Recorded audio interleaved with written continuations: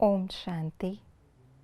हम आत्माएं दुनिया के तमोगुणी वायुमंडल से दूर शिव बाप के पास रिफ़्रेश होने के लिए आते हैं और वो बेहद का बाप, अकाल मूरत, सच्चा सच्चा सतगुरु हमारी उन्नति के लिए हमें राय देते हैं कि हमें झगमुई झगमुई की सब बातों को छोड़कर एक सत बाप के संग में रहना है। तो आइए रिवाइज़ करते हैं आज के 10 अप्रैल 2024 के मधुर महावाक्यों को। बाबा बच्चों की उन्नति के लिए सदा कौन सी राय देते हैं? संसारी झरमुई झगमुई बातें नहीं करो, कोई सुनाता है तो अनसुनी कर दो।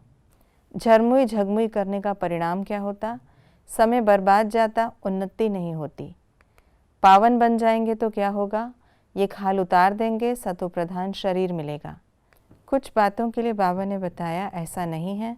शंकर ज्ञान नहीं देते, आत्मा निर्लेप नहीं है, सतयुग में रावण नहीं है, एक बाप को देह नहीं है, शिव बाबा भक्ति नहीं करते हैं, पुजारी को पूज्य नहीं कह सकते, बाबा कोई उल्टी बात नहीं करते, त्रिमूर्ति में सिर्फ शिव बाबा नहीं हैं, कलयुग में कोई भी पवित्र पूज्य नहीं है, यहाँ किसी को हीरो का दान नहीं मिलता, देहधारियों को ज्ञान सागर नहीं कहा जाता, बेहद का वर्षा बाप बिगर नहीं मिल सकता, बेहद के बाप के सिवाय कोई ये ज्ञान नहीं दे सकता।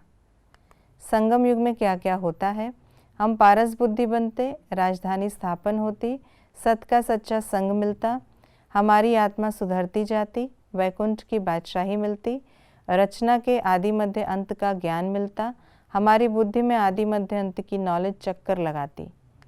क्या होने से क्या होता है? वैकुंठ कहने से श्री कृष्ण याद आता, सोना कंचन होने से जेवर कंचन बनता, आत्मा कंचन होने से काया कंचन मिलती, झरमुई झगमुई करने से बाप के महावाक्य भूल जाते, जंगलों आदि में भटकने से शांति नहीं मिल सकती। कुछ बातों के लिए बाबा ने बताया ऐसा क्यों है। देहधारी सब भक्ति करते हैं क्योंकि रचना है, भक्ति मार्ग वाले ज्ञान नहीं दे सकते क्योंकि सब देहधारी हैं। लक्ष्मी नारायण पुनर्जन्म लेते हैं परंतु वह है पूज्य क्योंकि वहाँ रावण नहीं। मनुष्य अपने को देवता नहीं कह सकते क्योंकि अपने को नीच पापी मानते हैं। हमेशा लिखना है त्रिमूर्ति शिव भगवानुवाच क्योंकि सिर्फ भगवान कहने से मनुष्य मूंझेंगे। कई अनन्य बच्चे भी बाप को याद करना भूल जाते हैं क्योंकि बाप की याद पारे मिसल है। वैकुंठ कहने से श्री कृष्ण याद आता, लक्ष्मी नारायण नहीं क्योंकि छोटा बच्चा श्री कृष्ण है। आज की मुरली के अनुसार कंट्रास्ट की बातें इस प्रकार हैं। मनुष्य हैं भ्रष्टाचारी, देवताएं हैं श्रेष्ठाचारी, आधा कल्प है पूज्य, आधा कल्प है पुजारी, भक्ति मार्ग में अनेक गुरु हैं, सतगुरु अभी मिलता है, यहाँ है सत का संग, दूसरे सब असत्य संग में हैं। आधा कल्प होती है भक्ति, आधा कल्प के बाद बाप आकर ज्ञान देते, रचयिता एक बाप है, इन आँखों से जो देखा जाता है वो सब है रचना। धारणा किन बातों की करनी है? व्यर्थ की बातें सुननी व सुनानी नहीं है, सर्विस की ड्यूटी पूरी कर अपनी मस्ती में मस्त रहना है, एक बाप के महावाक्यों को स्मृति में रखना है, उन्हें भूलना नहीं है, सदा खुशी में रहने के लिए रचना। हमें किन बातों की धारणा करनी है?